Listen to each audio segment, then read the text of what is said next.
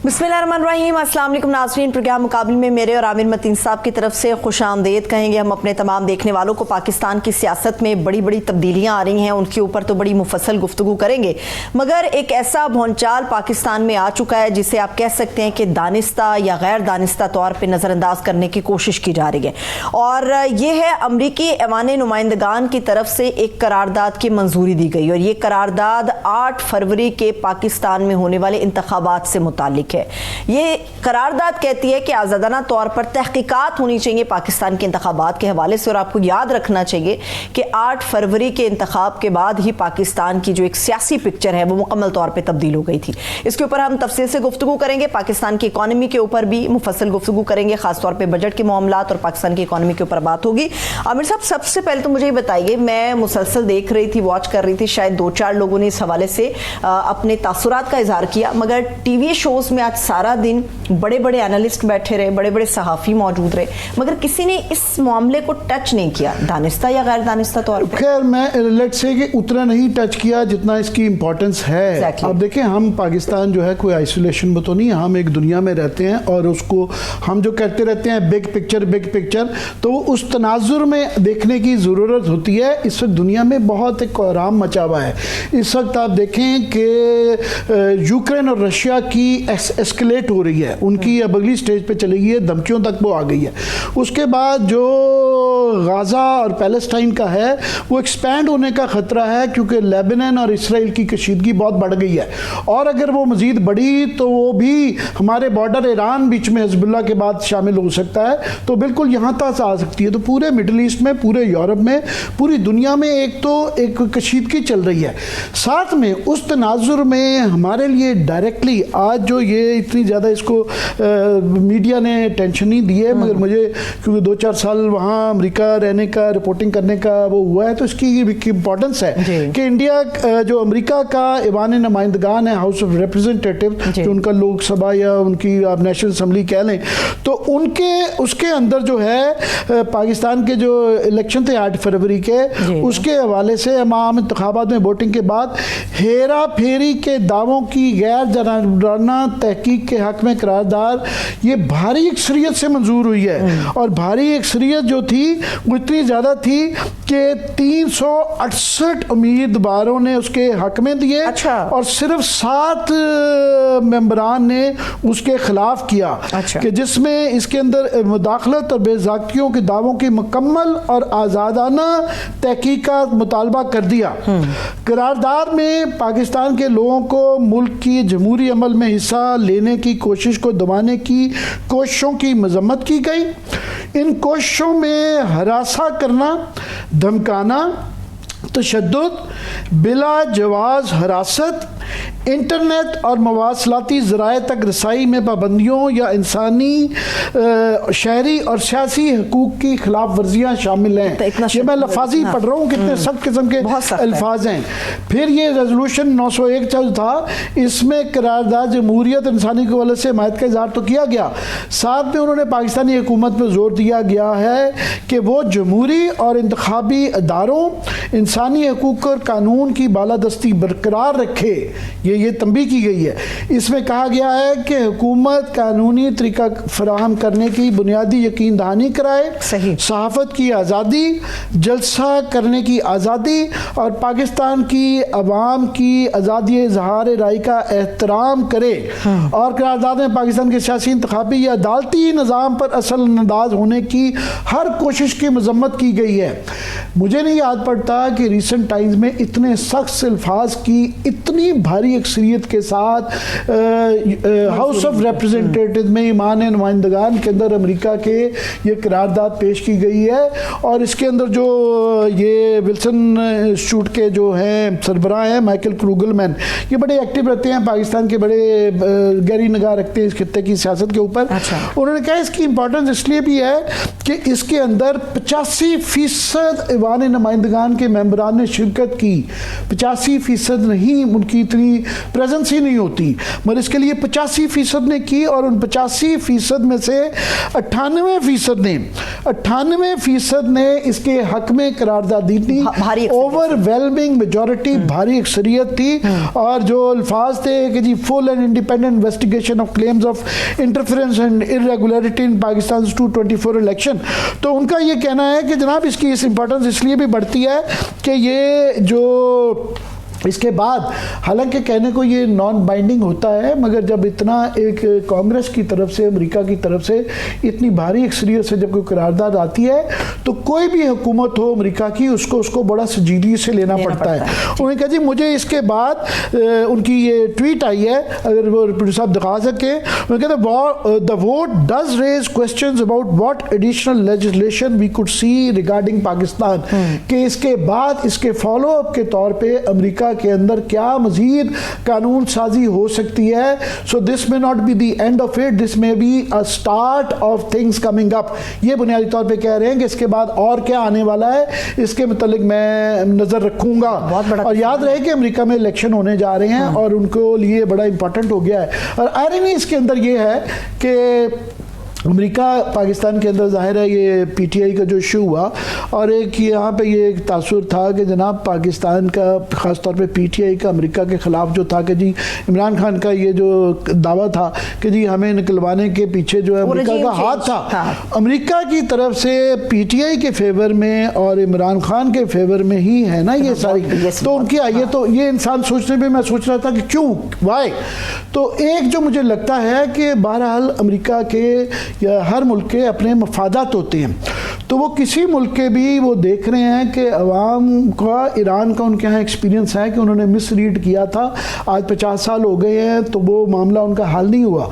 तो वो पाकिस्तान एक बहरहाल इस्लामिक मुल्क है, न्यूक्लियर पावर है खित्ते में और मिडल ईस्ट में, हम मैटर करते हैं, जो मर्जी हमने अपना हाल कर दिया, हम मैटर करते हैं, हमारी स्ट्रेटेजिक वैल्यू है।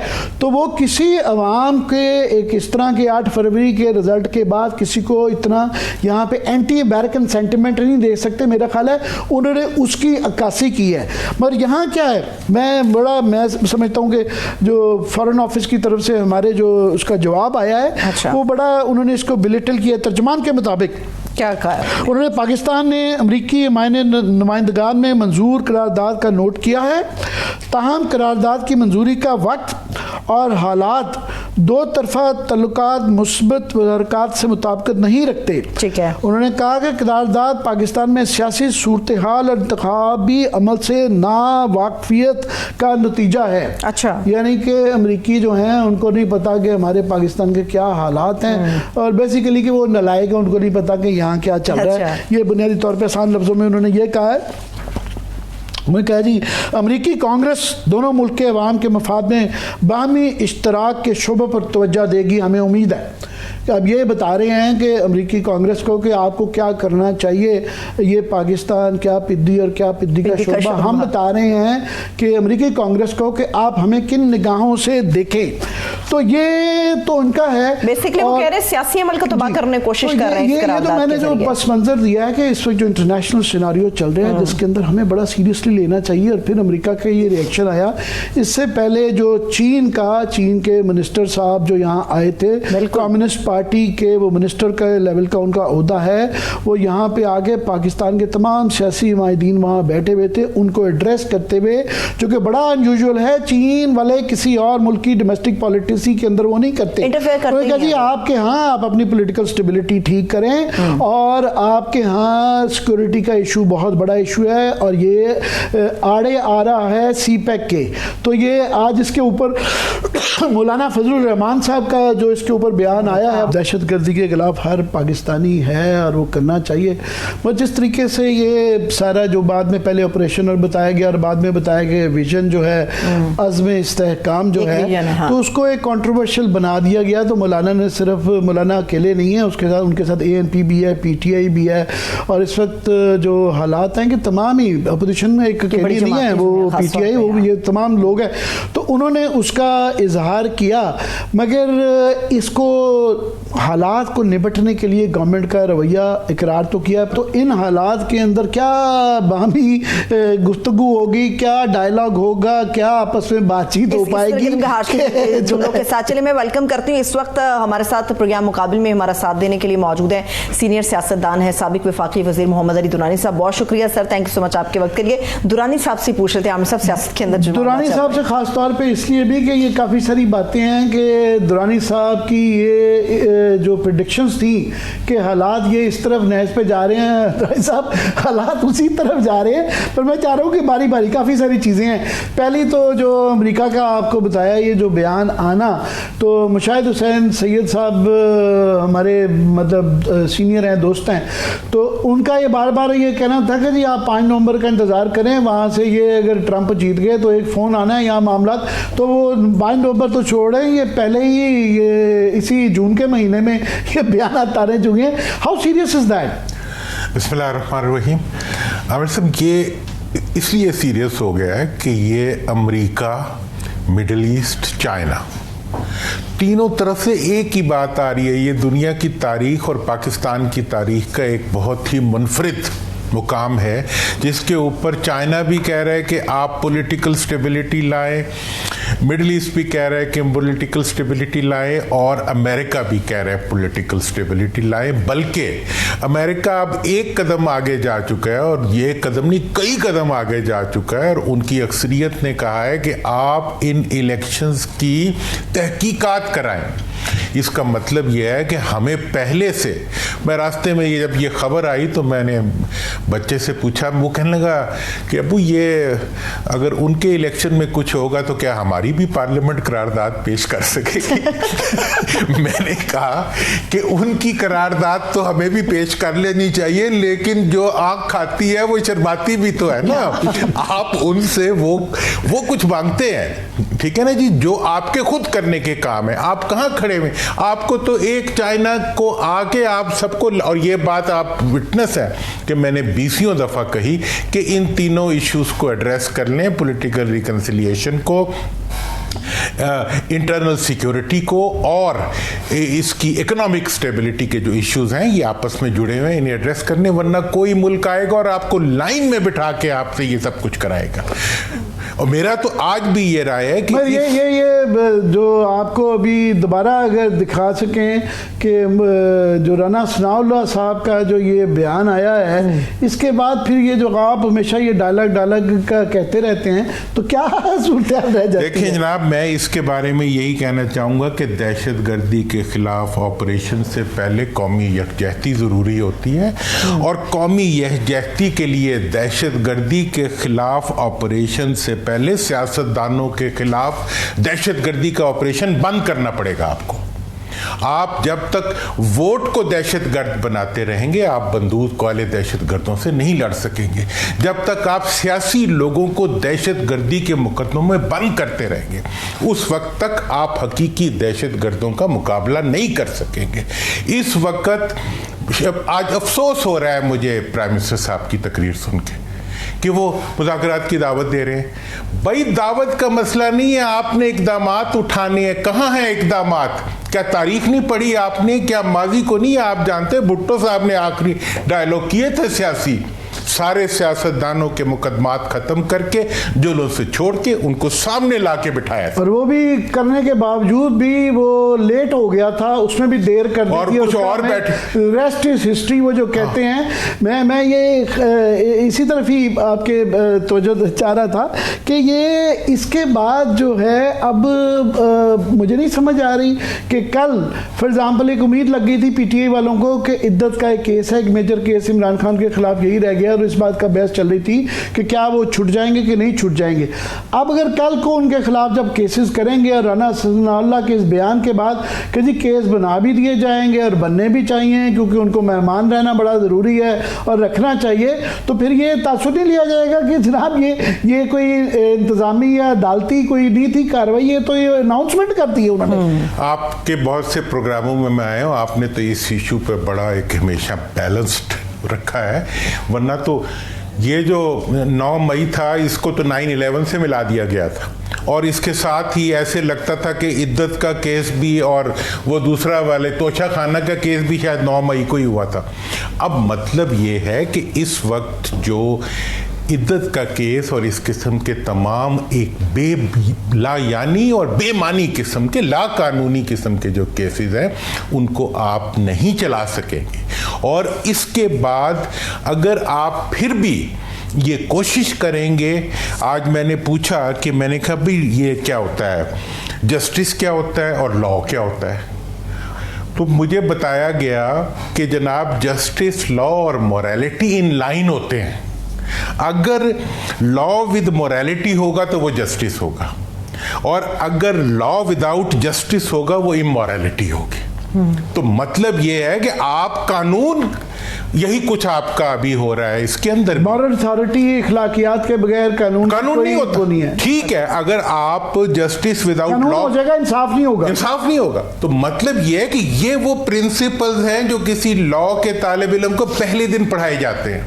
आपके सियासतदानों को ये पढ़ाना पड़ेगा कि तुम किस लॉ की बात कर रहे हो जिसमें मोरालिटी नहीं है, और मोरालिटी के बगैर जो लॉ होता है वो जस्टिस नहीं होता। मैं तो समझता हूँ कि ये तो बाकी अदालतों के सामने भी लिख के लगा देना चाहिए। अब एक छोटा सा ब्रेक लेते हैं, ब्रेक से वापस आएंगे तो गुफ्तगू यहीं से आगे बढ़ेगी। स्टे विद अस।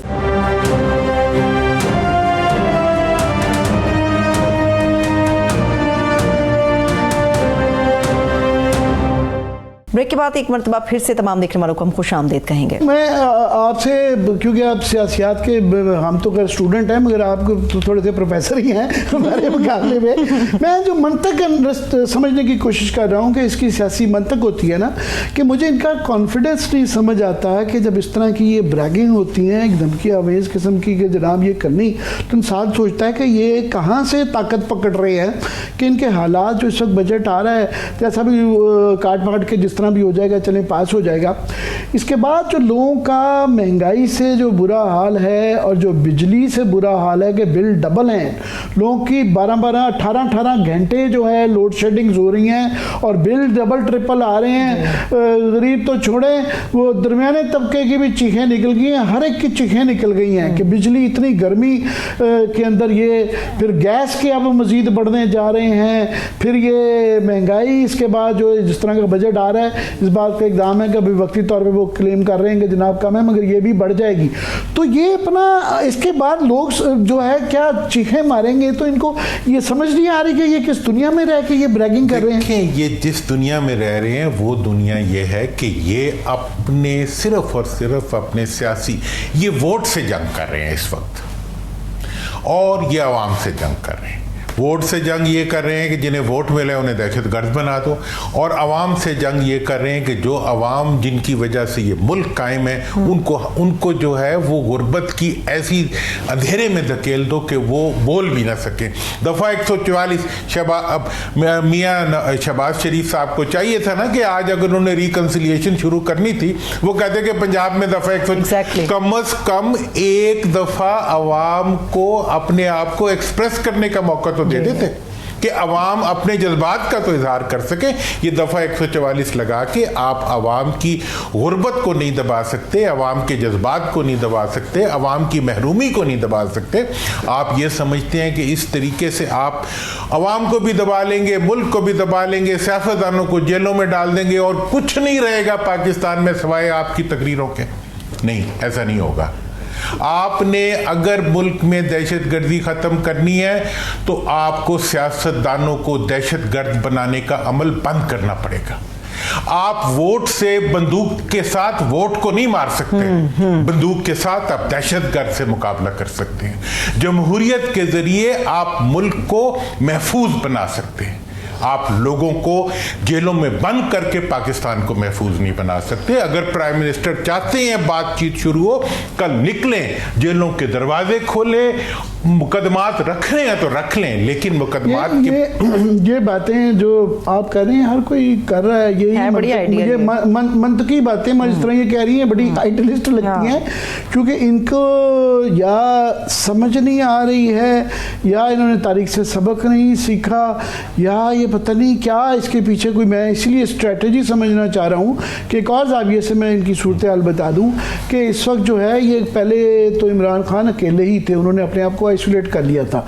अभी उनके साथ पाकिस्तान में मजहबी पार्टियाँ सबसे बड़ी दो हैं, एक का नाम JUI है, दूसरी जमात इस्लामी है, वो भी अपोजिशन में हैं। उसके बाद नेशनलिस्ट पार्टी हैं, तो महमूद खान अचकज़ई भी और बलोच जो हैं अख्तर मेंगल साहब और वो डॉक्टर मालिक साहब वगैरह, वो सारे भी उनके साथ खड़े हुए हैं। सो नेशनलिस्ट फोर्सेस हो गई, उसके बाद मजहबी जमातें हो गई, उसके बाद एक सूबा भी उनके पास है, बलूचिस्तान में भी वो मैटर करते हैं।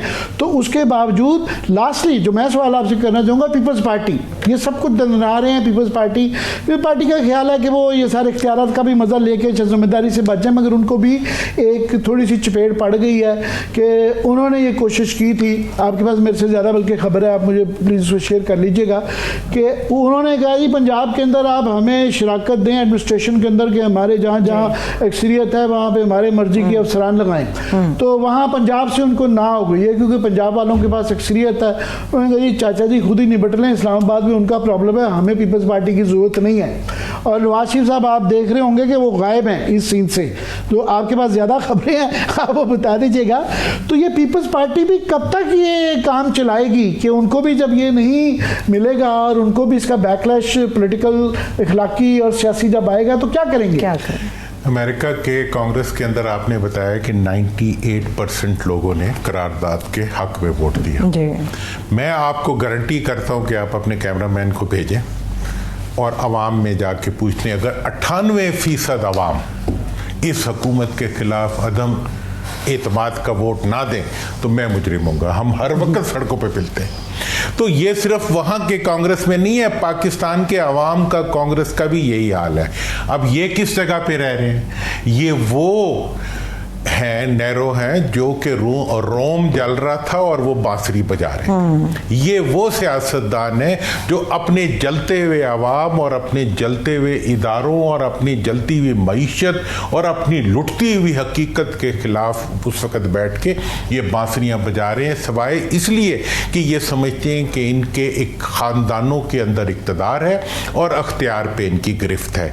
ऐसी सूरत हाल में मैं ये समझ रहा हूँ, नवाज शरीफ साहब बिल्कुल वो उन्होंने अपने आप को बजट का इजलास है कर लिया, वो उन्होंने बजट के इजलास के अंदर भी आना गवारा नहीं किया। देखिए नवाज शरीफ साहब इस वक्त शदीद किस्म की मुशावरत कर रहे हैं बहुत अपने करीबी लोगों के साथ, इसमें जैसे राणा साहब का बयान भी आ गया। इस साल के जो फिगर्स हैं खौफनाक हैं, तो ऑलरेडी वो ये कह रहे हैं कि जनाब मिलके बैठने वहां से इशारे आ रहे हैं। ये आप ये अंदाजा करें कि इस वक्त जितना बड़ा चैलेंज हमारे जो इदारे हैं और हमारे तहफ़्फ़ुज़ देने वाले इदारे हैं, हमारे वो इदारे जो मुल्क के दिफा में इन्वॉल्व हैं, इस वक्त जितना बड़ा नुकसान और जितना बड़ा चैलेंज वो फेस कर रहे हैं, उसके लिए तो पूरी कौम को उनकी पुश्त के ऊपर मुत्तहिद होकर खड़ा होना चाहिए। और हमारे हुक्मरान ये कोशिश कर रहे हैं कि पूरी कौम को उनके मुकाबले में खड़ा कर दें।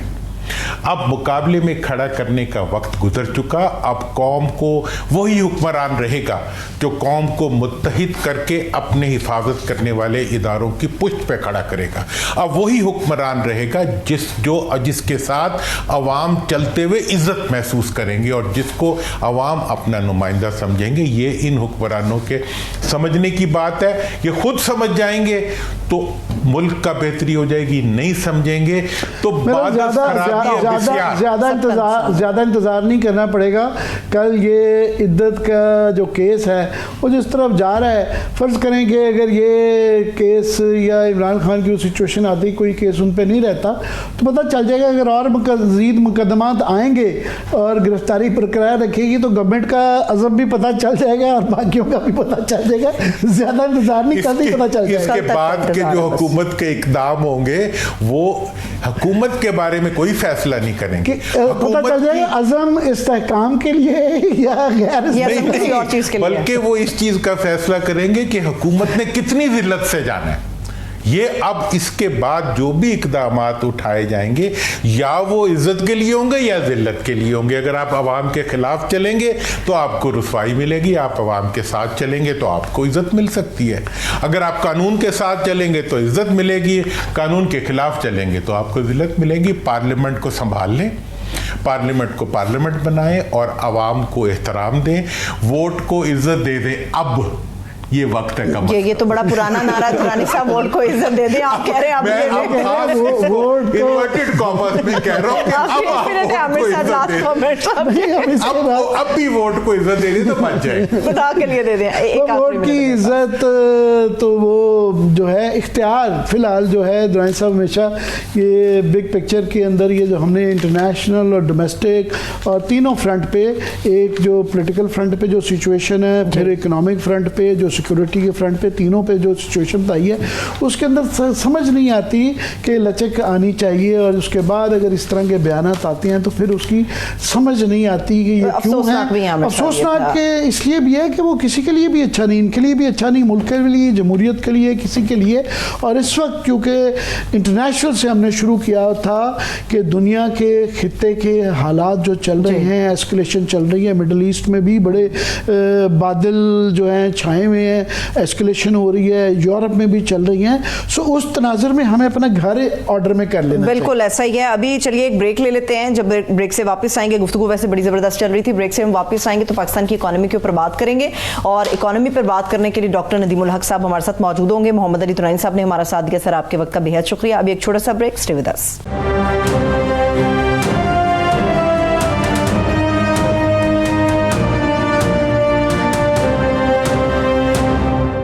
ब्रेक के बाद एक बार फिर से तमाम देखने वालों को हम खुश आमदेद कहेंगे। इस वक्त हम पाकिस्तान की इकोनॉमी और बजट के मामलात के ऊपर बड़ी मुफस्सल गुफ्तगू करने जा रहे हैं। इस वक्त हमारे साथ माहिर मौशियत डॉक्टर नदीमुल हक साहब भी मौजूद हैं। डॉक्टर साहब बेहद शुक्रिया आपके कीमती वक्त के लिए। आमिर साहब, हमेशा ही हम डॉक्टर साहब की जो राय है और जो इनके तज्जिए है उससे बड़ा इस्तेफादा करते हैं। मैं जानना चाहूँगा ये से क्या मुराद है। गवर्नमेंट जो होती है या प्राइम मिनिस्टर होते हैं, इनका काम होता है सोल्यूशन देना। ये हमारे साथ मिलके ही मसाइल की निशानदेही करना शुरू कर देते हैं। तो ये अगर आप पीछे जरा सा दिखा सकें, आपका ये टी शर्ट पढ़ रहा था कि no government jobs, plots, perks, plots and protocols, जो है ना। तो हमें जो वादे किए थे यहाँ पे कि रिफॉर्म लेके आएंगे और पूरा इसमें टर्न अराउंड कर देंगे और वो पावर लॉबीज को हाथ डालेंगे, तो ये तो बिजनेस एज यूजुअल, ये जो आपकी टी शर्ट कह रही है, ये तो ज़रा आखिर में पहाड़ के नीचे से चूहा यही निकला है। देखिए जी आमिर साहब, ये जो आपने क्लिप सुनाया था, ये बड़ी इंटरेस्टिंग बात है कि आपने क्लिप सुनाया कि ऑपोजिशन में जब होते हैं तो कुछ कहते हैं और हुकूमत में आते हैं कुछ कहते हैं। ये तनकीद आप लोगों पे है। आप मीडिया वाले इनको ऑनेस्टली रख सकते हैं क्योंकि ये अपना बदल देते हैं, अपना बयानिया जहां मर्जी होती है। आप अमेरिका में देखें, बयानिया बदलने नहीं देते, वलायत में बयानिया बदलने नहीं देते, उनको कहते हैं भाई तुमने ये कहा। एक तो ये है। दूसरी बात ये है कि हाँ बिल्कुल हमारे पास बहुत पैसा, हम बहुत पैसा निकाल सकते हैं। IMF के पास जाने की जरूरत तो है बिकॉज दुनिया कहती है और करना पड़ेगा, बट उसको बहुत जल्दी खत्म भी कर सकते हैं। मनमोहन सिंह या मोंटे कार्लो वाली ये चीज भी कर सकते हैं अगर आप प्लॉट प्रोटोकॉल खत्म करें, अगर आप ये शहरी जमीन हमने इसको हिसाब लगाया, अगर आप इसको खत्म करें, इनके सरकारी घर खत्म करें, इनकी याशी खत्म करें, हमारे खर्चे आधे से भी कम हो सकते हैं और हम इसको बल्कि अपना डेट रिटायर कर सकते हैं। अनफॉर्चुनेटली ये बयानिया जो चलाते हैं गलत के, running of the civil government बहुत कम। फिर सिविल गवर्नमेंट आप सिर्फ तनख्वाहें डालते हैं और कुछ नहीं डालते। तनख्वाहें में क्या डालते हैं? सिर्फ जो आपकी मॉनेटरी पे होती, जो आपकी बाकी जायदाद है, प्लॉट्स हैं, बोर्ड मेंबरशिप्स हैं, बाहर की सैरें हैं, जो डिफिट से पैसे लेने हैं, जो यूएसए से पैसे लेने, वो नहीं बीच में होते हैं। वो अगर आप निकालेंगे तो ये मुल्क ठीक होगा। नंबर 2, खुदा के वास्ते बजट खेलना छोड़ दें। 75 साल हो गए बजट खेलते हुए। आमिर साहब, जो मुल्क तरक्की करते हैं उनमें बजट सुनाई भी नहीं करता। बजट सिर्फ एक मुल्क जो तरक्की कभी नहीं कर सकता, जो रोता रहता है, वो ढंढोरा बजट का पूछता है। हमने अभी बहुत सारे अच्छे इकोनॉमिस्ट को मिला के टैक्स पॉलिसी बनाई। उसमें जो पहली चीज हम कहते हैं वो ये कि ये टैक्स पॉलिसी एक दफा बनाओ और अगले 20 साल के लिए इसको छेड़ना नहीं। अगले 20 साल के लिए टैक्स पॉलिसी को छेड़ना नहीं। टैक्स पॉलिसी किसी मुल्क में रोज रोज छेड़ी नहीं जाती, बल्कि सारी जिंदगी नहीं छेड़ी जाती। यहाँ तो हर रोज अगर आप छेड़ेंगे तो क्या होगा? ना कारोबार हो सकता है, ना कोई काम कर सकता है। सारा दिन टैक्स के चक्कर चलते रहेंगे और जो लॉयर्स हैं उनके पेट भरते रहेंगे क्योंकि बार बार कोर्ट में जाएंगे, कोर्ट की खेलता रहेगा। तो हम किस तमाशे में पड़े? इस पे कोई सोच रहा है? सोच ही कोई नहीं सकता, क्या करें। जी डॉक्टर साहब, ये प्राइम मिनिस्टर ने कल परसों ये कहा पार्लियामेंट के अंदर कि जी हमने एक कमेटी बना दी है और 1 महीने के अंदर वो बताएंगे कि हमने कौन कौन से डिपार्टमेंट्स जो है ना उनको शेल्व करना है और ख़त्म करना है। तो मैं सोचता हूँ कि इतनी रिपोर्ट्स आ चुकी हैं आपके दायरे के अंदर, आप इस तरह भी अपने टैक्स प्रपोजल का कर रहे हैं गवर्नमेंट को खर्चे कम करने के और वो डिपार्टमेंट जो गैर ज़रूरी है उनको करने के, वो आपके वेबसाइट पर पड़े हुए हैं काफ़ी प्रपोजल। ये इतने, असल बात ये नहीं है कि कमेटी बना के दोबारा एक ट्रक की बत्ती लगाए, ये सब होमवर्क हो चुका है, करने की बात है। तो ये अब कमेटी बनेगी, वो रिपोर्ट देगी, फिर वही उन्हीं ब्यूरोक्रेट्स एक्सपेक्ट किया जाएगा कि जो कि इन पर्क्स को, प्रोटोकॉल्स को एंजॉय कर रहे हैं, कि वो अपने पर्क्स एंड प्रोटोकॉल कम करेंगे। ऐसा ही है। वो क्या कहते हैं आमिर साहब, एक शो जो है ना जो बहुत ही मजेदार है, जो मेरा ख्याल बार बार उसकी उर्दू ट्रांसलेशन भी दिखानी चाहिए यहाँ टीवी पे, वो है यस मिनिस्टर। और यस मिनिस्टर में जब मिनिस्टर सेक्रेटरी को कहता है कि भाई ये काम करना है, तो वो आगे से कहता है yes minister, perhaps I will make an inter-parliamentary committee and thereafter that committee will report to the secretary committee and thereafter that committee will report to so and so। Minister तंग आके जब लंबी तरी तकरीर उसकी सुनता है कमेटियों की, तो मिनिस्टर कहता है Humphrey in a word, वो कहता है मिनिस्टर नो। कमेटी बनाने का मतलब ही नो है और तो कुछ नहीं है। कमेटी बनाने का मतलब है मीडिया को ट्रक की बत्ती के पीछे लगा दो और भूल जाओ, गेम खत्म हो गई। हम खुद कितनी कमेटियों में रहे, कमेटी का कोई काम नहीं होता और कमेटी कभी काम भी नहीं करती। डॉक्टर साहब, कहानी तो ये जिस तरह आपने कहा कि 75 साल में दुनिया भर में ये बुनियादी चीज़ें वो ठीक कर लेते हैं, उसके बाद फिर बजट पे निगाह नहीं डाली जाती कि बजट इंपॉर्टेंट, मतलब फॉर एग्जांपल आप भी, हमें भी मौका मिला अमेरिका में इधर उधर रहने का, किस जगह ये क्वेश्चन नहीं होता कि जी बजट आ रहा है, वो जो रिफॉर्म्स होते हैं वो कर लेते हैं और वो बड़े वो लॉन्ग लास्टिंग होते हैं। जिस तरह आपने कहा कि 20 साल की टैक्स पॉलिसी आ जानी चाहिए, पर इस दफ़ा मैं इसलिए कह रहा हूँ कि हमें ये एक उम्मीद दिलाई गई थी कि जो बड़े बड़े दावे किए गए थे कि इम्पोर्टेड हम फाइनेंस मिनिस्टर ला रहे हैं, और क्योंकि अब हमारे पास ऑप्शन नहीं रही है, हालात उस नहज पे पहुंच चुके हैं कि बिल्कुल हमारा बुरे हालात हैं, तो इसलिए हम बड़े ग्रैंड किस्म के रिफॉर्म्स करेंगे और उन लॉबीज को हाथ डालेंगे, रिटेलर्स को, एग्रीकल्चरिस्ट को बुलाना। आखिर में कुछ भी नहीं है, तो इसलिए इस दफा ज्यादा गुस्सा आ रहा है कि वादे बड़े किए थे, दावे बड़े किए गए थे। देखिए मतीन साहब बिल्कुल ठीक कह रहे हैं, बट एक और भी चीज है कि मुझे समझ नहीं आती कि इस वक्त जबकि क्या कहते हैं हमारी इकोनॉमी बिल्कुल बैठी हुई है, ग्रोथ रेट 2% है, यानी कि पर कैपिटा ग्रोथ के बराबर ही है, सॉरी पॉपुलेशन ग्रोथ के बराबर है कि जरा कम है, और जो हमारी पिछले 3 साल से पर कैपिटा इनकम गिरती रही है, तो हम खुदारा इस वक्त हमें कोई सोच के बजट बनाना चाहिए था। बजट वो जिसमें मेरा तो ख्याल है हमें टैक्स को भूल जाना चाहिए। इवन IMF जो है वो टैक्स पे गलती कर रही है, हम उसमें भी लिखते हैं बट हमें इन्वॉल्व नहीं करते, पर IMF वाले भी कहते हैं भाई आप बताएं क्या करना चाहते हैं, हम करना नहीं कुछ चाहते। देखिए हमें इस वक्त वो बजट चाहिए, बजट तो छोड़ दो, बजट हमें वो पॉलिसी चाहिए जो आपको, मुझे, मंशा साहब को, सारी दुनिया को कहे भाई इन्वेस्ट करो, कुछ ना पूछो, इन्वेस्ट करो। तुमने बिल्डिंग बनानी है, बिल्डिंग बनाओ, दुकान लगानी, दुकान लगाओ, तुम जो भी कुछ करना चाहते हो कुछ करो तो सही। हम कोई पूछ के करते, तुम करो कुछ, क्योंकि हमें इन्वेस्टमेंट चाहिए, हमें ग्रोथ चाहिए इस वक्त, चाहे गंद पड़े चाहे कुछ हो, हमें ग्रोथ चाहिए। ये करना चाहिए था, उल्टा इन्होंने क्या किया, एक्सपेंडिचर बढ़ा दिया 30%। डॉक्टर साहब 30% एक्सपेंडिचर बढ़ा दिया, 40% टैक्स लगा के ये कह रहे हैं कि हमने ग्रोथ 3.5 लेनी है। मैं एज एन इकोनॉमिस्ट अंडरस्टैंड करना चाह रहा हूँ, मुझे एज अ लेमैन नहीं समझ आ रही ये कैसे करेंगे।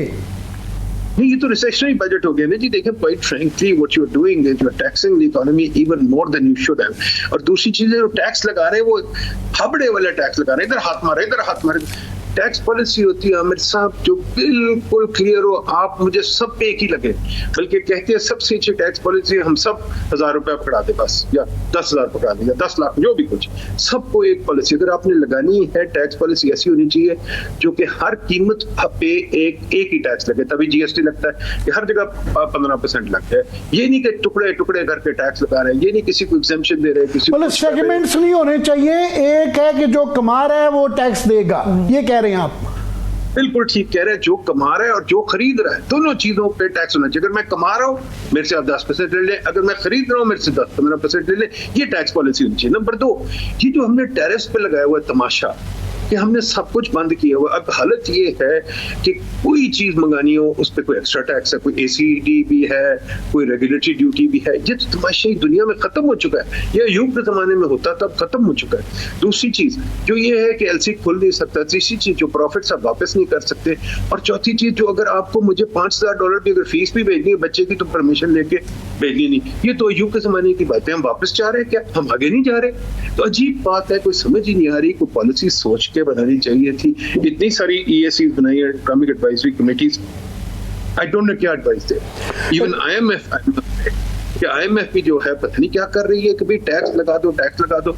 इतनी डीप रिसेशन है हमारे पास, हम टैक्स ही सिर्फ लगा रहे हैं। मैं नहीं कहता कि टैक्स कलेक्ट नहीं होना चाहिए, बिल्कुल होना चाहिए, पर टैक्स कलेक्ट होना चाहिए इसलिए नहीं कि इनकी यशों के लिए। पिछले साल आप देखें कितनी गाड़ियां खरीदी गई, मुझे पता है FPR ने कुछ पता नहीं कितने 100 गाड़ियां खरीदी हैं, पंजाब गवर्नमेंट ने कितनी अरबों की गाड़ियां खरीदी। क्यों गाड़ियां खरीद रहे हैं भाई? जब इतनी रिसेशन है आपको गाड़ियां खरीदने की क्या जरूरत है? फिर आप मुझे बताइए MNAs को जो PSTP दे रहे हैं, MPAs को दे रहे हैं, यार खुदा के वास्ते रिसेशन में उनको PSTP देने की जरूरत है। और हम उनको क्यों दे रहे हैं? तो हमने क्लियर कर दिया उनको इसलिए दे रहे हैं कि लोकल गवर्नमेंट नहीं लाना चाहते। अगर लोकल गवर्नमेंट 2 महीने ला रहे हैं तो उनको फिर क्यों दे रहे हैं? लोकल गवर्नमेंट लेके आए भाई, नाली गली कूचे का काम लोकल गवर्नमेंट का है, MNA MPA का नहीं है। MNA MPA को लगाएं जिसके लिए वो इलेक्ट हुए कि पार्लियामेंट में बैठे, पार्लियामेंट में काम करें। ये जो है कि हम नाली गली कूचे का काम करेंगे, ये फिर कंफ्यूजन हमारे यहाँ लोकल गवर्नमेंट है या क्या है ये लोग? और वो पैसा हमें भी, मुझे पता, आपको पता कितना जाया होता है। बहुत बहुत शुक्रिया, बहुत शुक्रिया। Thanks so much. Doctor Nadimul हक साहब हमारे साथ मौजूद थे। इसके साथ ही प्रोग्राम भी अपने इख्तिताम को पहुंचता है। अपना बहुत सा ख्याल रखिए। खुदा हाफिज।